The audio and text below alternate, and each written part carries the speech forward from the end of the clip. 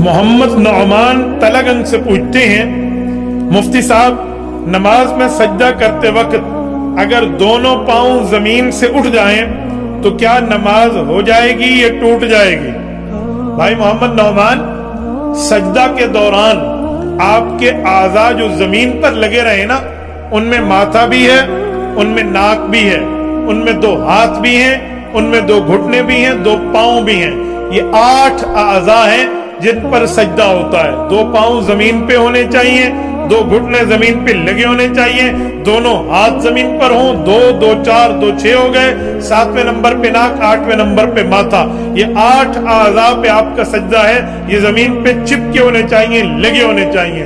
और पांव के लिए तो ये कहा गया है कि इसकी उंगलियां जो है ये आप बिल्कुल किबला रुख रखेंगे और किबला रुख रख के आप इसको बकायदा मोड़े हुए होंगे।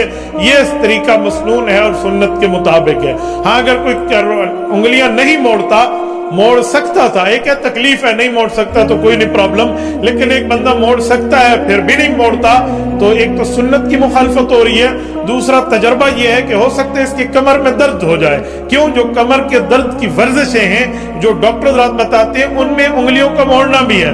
कुर्बान जाए रिसालत इमाम अलैहिस्सलाम पे, जिन्होंने 1400 साल पहले आपकी और मेरे लिए नमाज में ये उंगलियां मोड़ने का तरीका मसनून करार दे दिया, जिसमें इबादत खुदा भी हो रही है और जिस्म की वर्जिश भी हो रही है और इस सुन्नत की इत्तिबा भी हो रही है।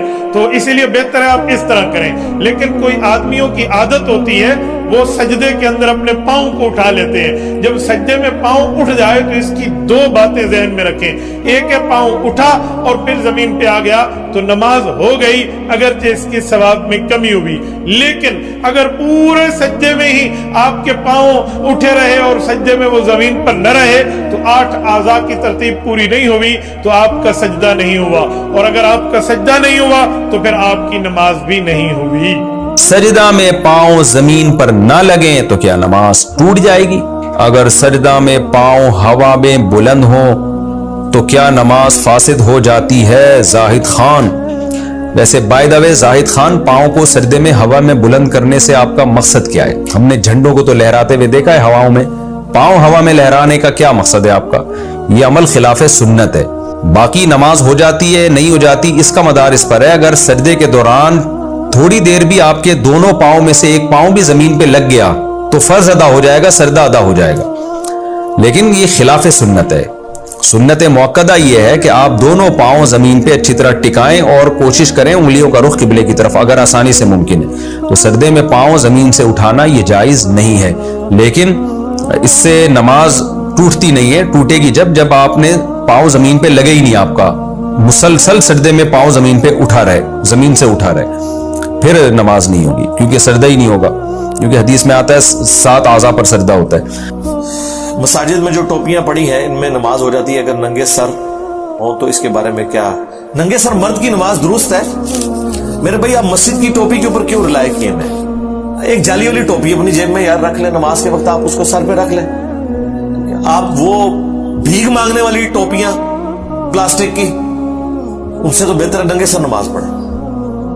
सजदे में बाजुओं को कैसा रखा जाए? बुखारी मुस्लिम में हदीस है कि कुत्ते की तरह आपने बाजू नहीं बिछाने, बल्कि इसको जमीन से उठा के रखना है। और दोनों तरीके से सुन्नत है, कानों की सीध में भी रख सकते हैं और कंधे की सीध में भी रख सकते हैं। लेकिन ये हाथ की उंगलियां जो है ये आपके सर से आगे ना जाए, यानी जो आपकी रफुल यदैन में हालत होती है ना, वही आपकी सजदे में हाथों की हालत होगी। यूं भी कर सकते हैं, यूं भी कर सकते हैं। बाकी नमाज का मेरा प्रैक्टिकल देख लें। बुखारी मुस्लिम में हदीस है कि मेरे रब ने मुझे हुक्म दिया कि 7 अज़ा के ऊपर सजदा किया जाए।